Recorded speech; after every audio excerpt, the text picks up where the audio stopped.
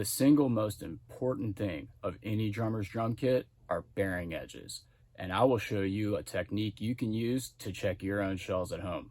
Let's find out more. Before I talk about bearing edges, there's one important factor to mention, and that is what is happening with a drum head once it's struck. And to demonstrate this, I've stretched a piece of cheesecloth over this drum shell to demonstrate drum head oscillation. And that's the fancy scientific term for the drum head motion after it's struck. So when a stick hits a drum head, you are going to have a downward motion and then an equal motion upward.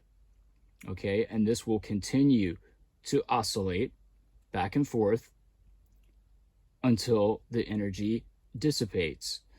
This center motion here is one mode of oscillation, and there are also additional modes of oscillation around the surface of the drum head as well. To help visualize why bearing edges are so important, I have a little illustration here, and what we are seeing is a sagittal cut of a drum shell. So over here on the outer surface is where you would have your lugs or any hardware attached, and this area here would be the inside portion of the shell. And in this case, it looks like we have 5-ply shell.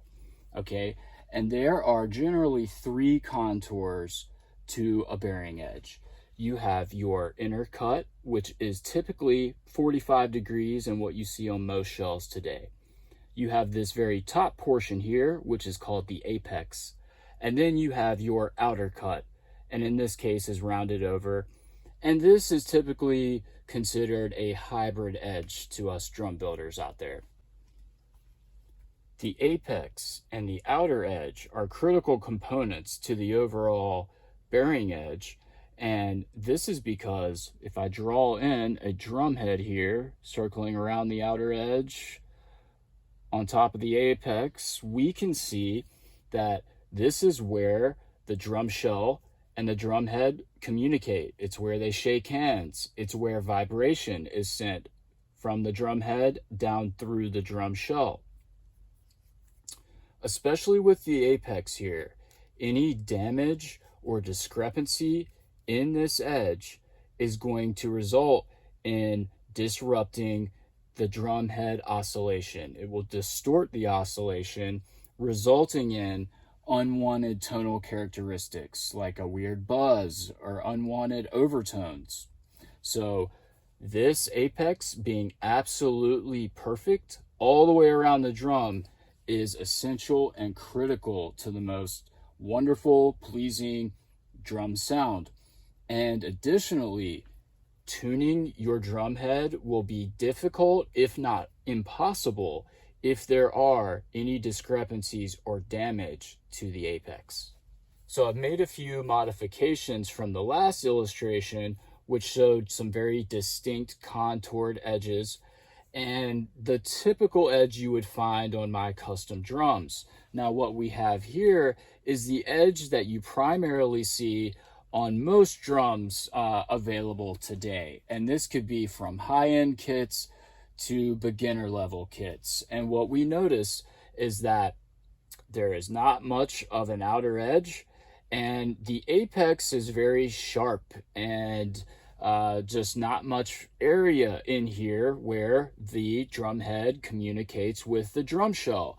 And the problem here is that any damage or discrepancy within your apex is absolutely going to be highlighted when you're trying to tune and when you get awkward sounds out of your drum.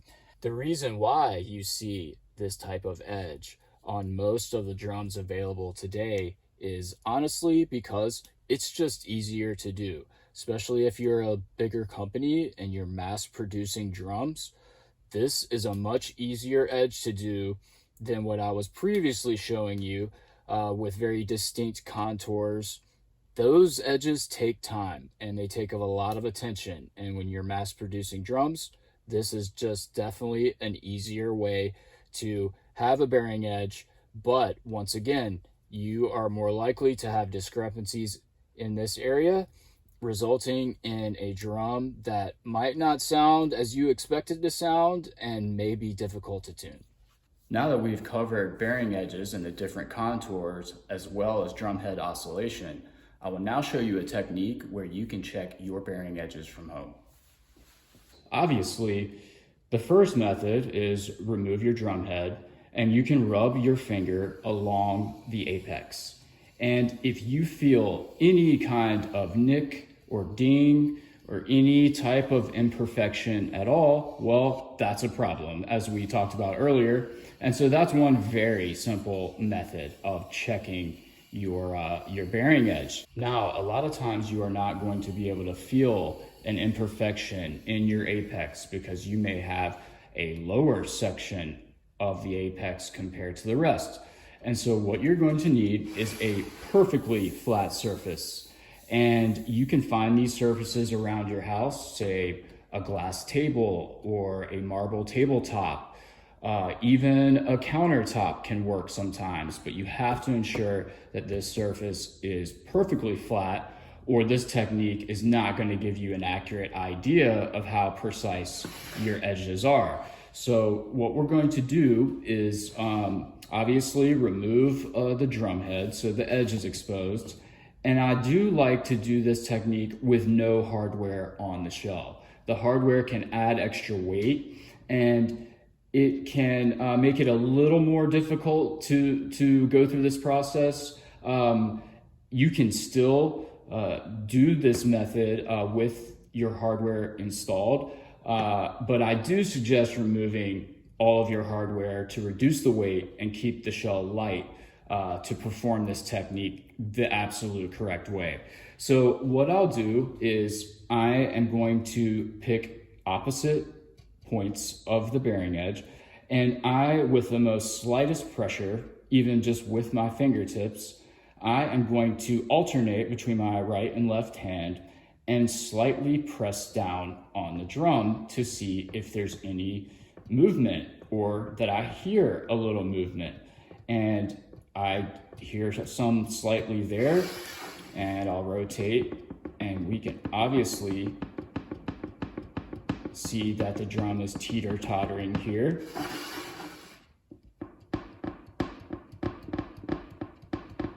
As well as there. I'll flip the shell over and do the same thing. Pick opposite points. Not so much movement there, a little bit. Let's check this side. Not very much there. But as you see, with the slightest rotation, I definitely get the drum teeter-tottering on this surface. With any noticeable movement of the shell, or you hear the shell bouncing back and forth, this obviously means that your apex is not perfect. It is untrue.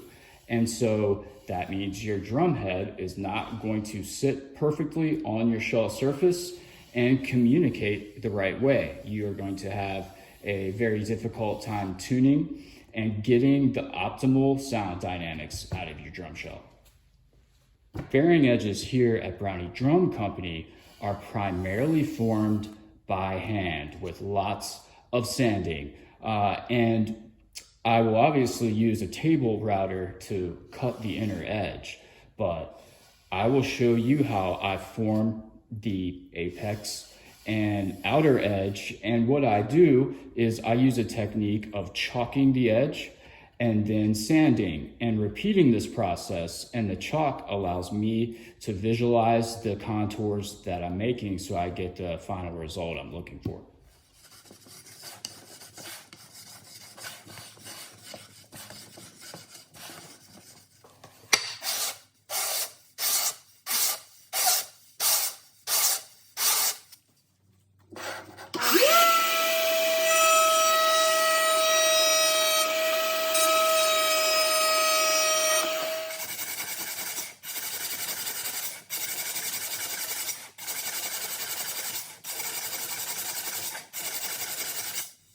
I will continue this process of chalking the edge and sanding until I get the edge contours that I desire, and more importantly, that The apex is as perfect as it possibly can be.